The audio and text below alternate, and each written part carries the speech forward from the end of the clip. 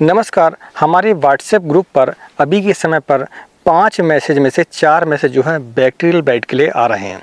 टमाटर की फसल पर बैक्टीरियल बाइट इस समय पर काफ़ी हद तक टमाटर की फसल को बर्बाद कर रही है। आज इस वीडियो पर मैं आपको बताऊंगा कि बैक्टीरियल बाइट को कैसे हम पहचान सकते हैं, उसके लक्षण क्या होते हैं।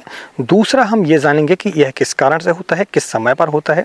तीसरा, हम उसके नियंत्रण के बारे में जानेंगे और जो जैविक नियंत्रण है वो भी आपको बताएंगे। हम रासायनिक नियंत्रण को भी हम इस वीडियो पर कवर करेंगे। वीडियो के अंत में हम इस वीडियो की विशेष बात बताएंगे, जिस पर हम 3 शेड्यूल बताएंगे जो कि यदि आप टमाटर की इस फसल पर इस्तेमाल करते हैं स्प्रे के रूप में, तो आप यकीन मानिए आपकी जो फसल है वह बैक्टीरियल बाइट से पूरी तरीके से आपकी सुरक्षित हो जाती है। चलिए वीडियो की शुरुआत करते हैं। मैं हूं राकेश साहू, आप देख रहे हैं एग्रो जीवन बातें किसान की। जानकारी पसंद आए तो वीडियो को लाइक करें और चैनल पहली बार आए चैनल को सब्सक्राइब जरूर करें। हम इस वीडियो पर आपको सबसे पहले पहचान बताते हैं कि हम बैक्टीरियल बाइट को कैसे पहचान सकते हैं। पहचान में यदि हम देखें तो आपने देखा होगा पत्तियों पर काले धब्बे आते हैं छोटे छोटे। दूसरा, फिर तनों पर भी बढ़ जाते हैं कि तनों पर भी छोटे छोटे काले धब्बे आपको दिखाई देते हैं। जब आपकी फसल पर फल रख जाते हैं तो उस समय पर फलों पर भी यह काले धब्बे आपको दिखाई देते हैं। तो आप समझ लें कि आपकी फसल पर बैक्टीरियल बाइट आ चुकी है। अब हम जानते हैं कि यह किस कारण से आती है।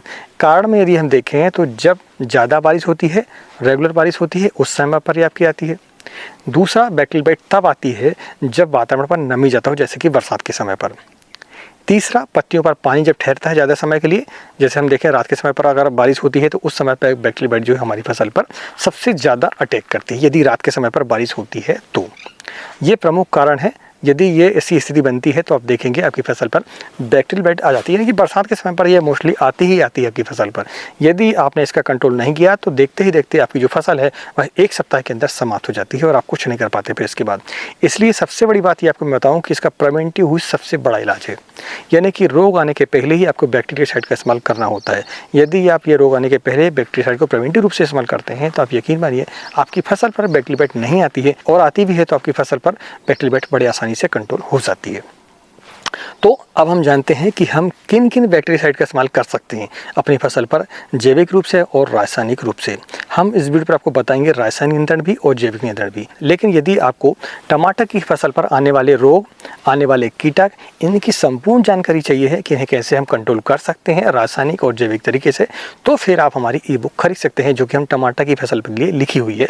इसके अलावा भी हमने आपका शिमला मिर्च है, खीरा है, करेला है, फूल गोभी है, बैगन है, इनके लिए भी हमने ई बुक लिखी हुई है। यदि आप इन्हें परचेस करते हैं तब यकीन मानिए आपकी फसल में जो भी बीमारियाँ आती हैं उसके बारे में जान भी सकते हैं और उनकी दवाएं भी आपको पता चल जाती है। तो आप स्प्रे भी आपको ये मालूम हो जाते हैं कि कब कौन सी दवा का स्प्रे हमें कब करना है और किसके साथ करना है।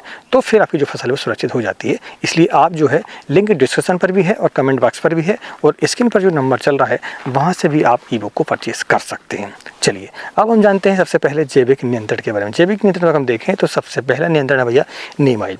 नीम ऑयल का इस्तेमाल यदि आप समय समय पर सप्ताह में एक बार जो है इस्तेमाल करते हैं 1500 ppm वाले का 30 ml प्रति 15 लीटर टंकी से, यानी कि आपको 2 ml प्रति लीटर के हिसाब से इस्तेमाल करना है नीम ऑयल का, तो आप देखेंगे आपकी फसल पर बैक्टीरिया जनित तो रोग कंट्रोल होते ही हैं, साथ में आपके कीटक भी कंट्रोल होते हैं और फंगस भी आपका कंट्रोल होता है।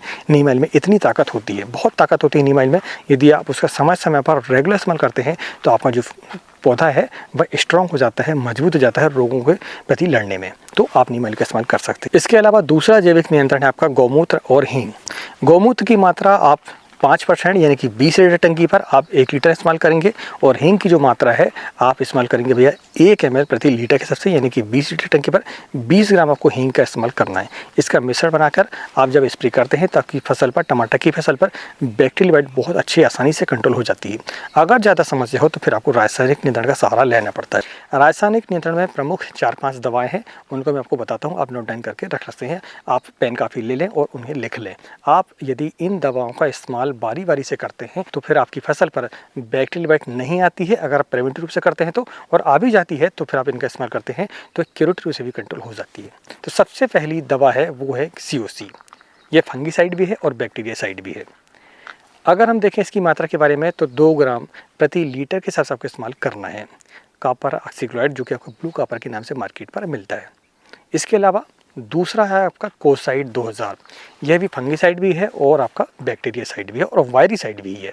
ठीक है, ये तीनों तरीके से काम करता है, आपका COC भी और आपका कोसाइड भी।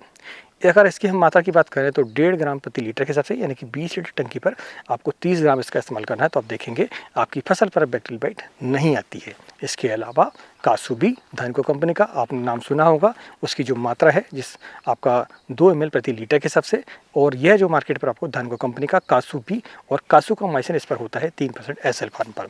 यह एक सिस्टोमेटिक बैक्टीरियासाइड है, इसका भी आप इस्तेमाल कर सकते हैं। इसके अलावा प्लाइंटोमाइसिन आती है, एरिस कंपनी की आती है, उसकी जो मात्रा है आप 1 ग्राम प्रति लीटर के साथ इस्तेमाल करेंगे तो आपकी फसल पर बैक्टीरिया यानी जो रोग जितने भी हैं वो कंट्रोल हो जाते हैं।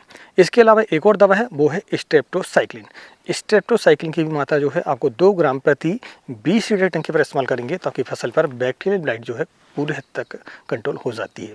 तो ये हमने 4-5 आपको दवा बताई, इनका आप यदि बारी बारी से इस्तेमाल करते हैं तो आप यकीन मानिए आपकी फसल पर जो है बैक्टीरियल ब्लाइट जो है नहीं आती है, और आती भी तो वो आसानी से कंट्रोल हो जाती है। अब हम जानते हैं इस वीडियो की विशेष बात। अगर जानकारी पसंद आई तो वीडियो को लाइक ज़रूर करें। यदि आप इस चैनल को लाइक करते हैं और सब्सक्राइब करते हैं तो हम इस महीने के अंत में यानी अगस्त के महीने में 10 किसान भाइयों को टमाटर की ई बुक फ्री में प्रदान करेंगे। चलिए अब हम जानते हैं इस वीडियो की खास बात, और रासायनिक नियंत्रण है वो। रासायनिक नियंत्रण में देखें तो हम COC की मात्रा लेंगे। COC की जो मात्रा है 2 ग्राम प्रति लीटर के हिसाब से, और उसके साथ में हम लेंगे स्ट्रेप्टोसाइक्लिन। यह जो कॉम्बिनेशन है ये बैक्टीरियल जितने भी रोग हैं उनको बड़े अच्छे तरीके से कंट्रोल करता है। दूसरा अगर कॉम्बिनेशन की बात करें तो कोसाइड लेना है आपको। कोसाइड के साथ में आप फिर लेंगे इसमें प्लांटोमाइसिन। प्लांटोमाइसिन की जो मात्रा है 1 ग्राम प्रति लीटर के हिसाब से, और कोसाइड की मात्रा 1.5 ग्राम प्रति लीटर के हिसाब से इस्तेमाल करेंगे तो आपकी फसल पर यह दूसरा कॉम्बिनेशन जो है पूरे तरीके से आपका कंट्रोल हो जाता है बैक्टीरियल बाइट इसके स्प्रे करने के बाद। इसके अलावा तीसरा अगर कॉम्बिनेशन की बात करें तो तीसरा कॉम्बिनेशन आपका प्लांटोमाइसिन, और इसके साथ फिर आप लेंगे हम नीम ऑयल का इस्तेमाल। तो नीम ऑयल का इस्तेमाल और प्लांटोमाइसिन का करते हैं तो आप यकीन मानिए आपकी फसल पर जो है बैक्टीरिया जितने भी रोग हैं, फंगस भी आपके कंट्रोल हो जाते हैं इससे, और कीटक भी काफ़ी हद तक कंट्रोल हो जाते हैं। तो ये 3 स्प्रे आपको बताए हैं, 3 कॉम्बिनेशन आपको बताए हैं। यदि जानकारी पसंद आई तो वीडियो को लाइक करें और अपनी फसल को सुरक्षित रखें। चलिए आज की वीडियो में इतना ही, मिलते हैं एक नई वीडियो में एक नई जानकारी के साथ। तब तक नमस्कार, जय हिंद, जय किसान, जय जवान।